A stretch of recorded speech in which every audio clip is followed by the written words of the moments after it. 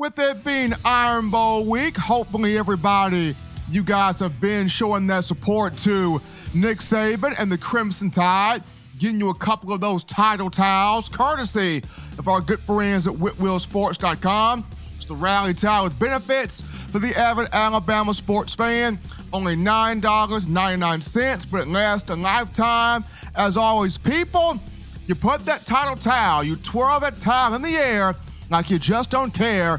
Getting those right now from whitwillsports.com, as we are now in rivalry week. But we continue the conversation and breaking down the things that stood out to yours truly in Alabama's win over Western Carolina.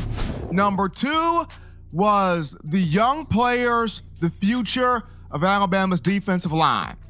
Really bright future for this group. And if you want to look at the clear depiction of Alabama's season on defense, you didn't have to look any further than seeing the likes of Dylan Moses, Joshua McMillan, LeBron Ray, Raekwon Davis, DJ Dale, and Fadarian Mathis all on the bench in street clothes. None of those guys played.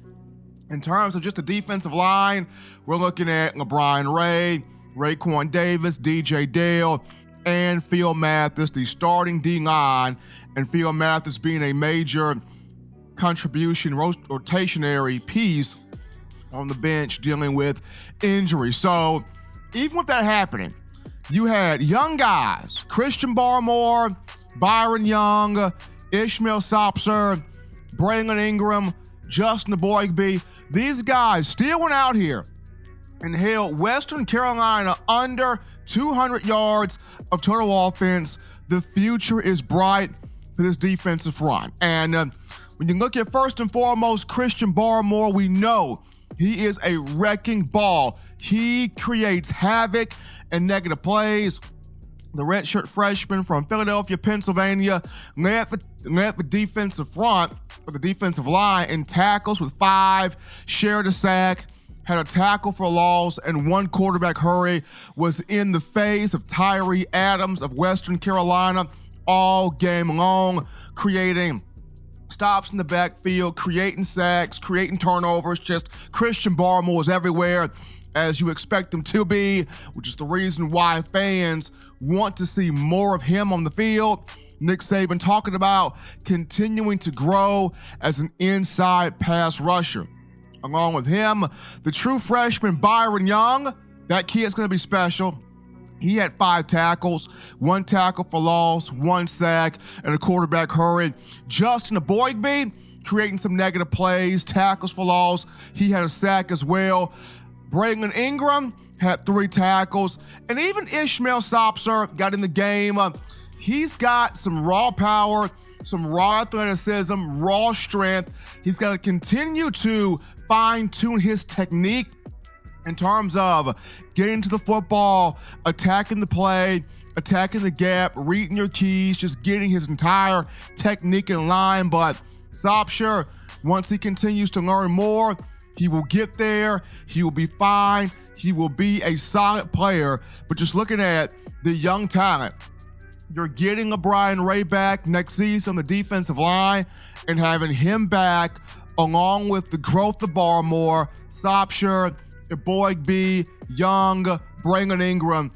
This is going to be a super defensive line for years to come. But watching those guys over the weekend against Western Carolina affect the passing game, get after the run, create negative plays, and it was because of that group up front, that young group, it led to 5 turnovers and 35 points scored off those turnovers. That group up front helped Jarrett Maiden have a great senior day. 2 interceptions for him. The junior, Xavier McKinney, had 2 picks, including 1 return for an 81-yard touchdown. Also, that group helping McKinney force a fumble. So, young defensive line stepping up, young defensive line making plays. And while I understand Nick Saban probably did not want to have this group play off the bat, You thought some guys would be healthy. You thought some guys would be ready, but sometimes you gotta do what you gotta do.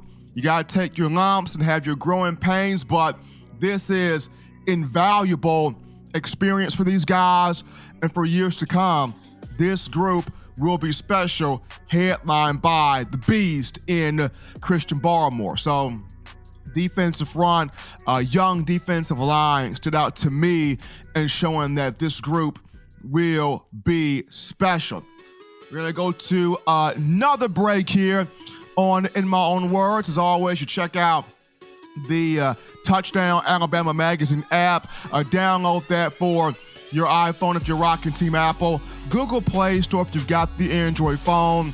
The podcast options conveniently listed at the bottom of the screen. You subscribe to TDAlabamaMag.com for all the latest, and Touchdown Alabama Magazine on YouTube. The site over 6,000 subscribers strong. Thanks to you, the fans. Upon our return, part 3, the number 3 thing that stood out to me in the win for Alabama over Western Carolina. Keep it locked right here.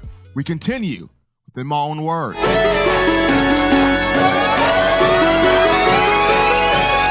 What's up, college football fans? You can catch the hottest show in the streets, that being In My Own Words, the podcast, every Tuesday, Thursday, and Sunday. Subscribe to Touchdown Alabama Magazine for the best in Tide football.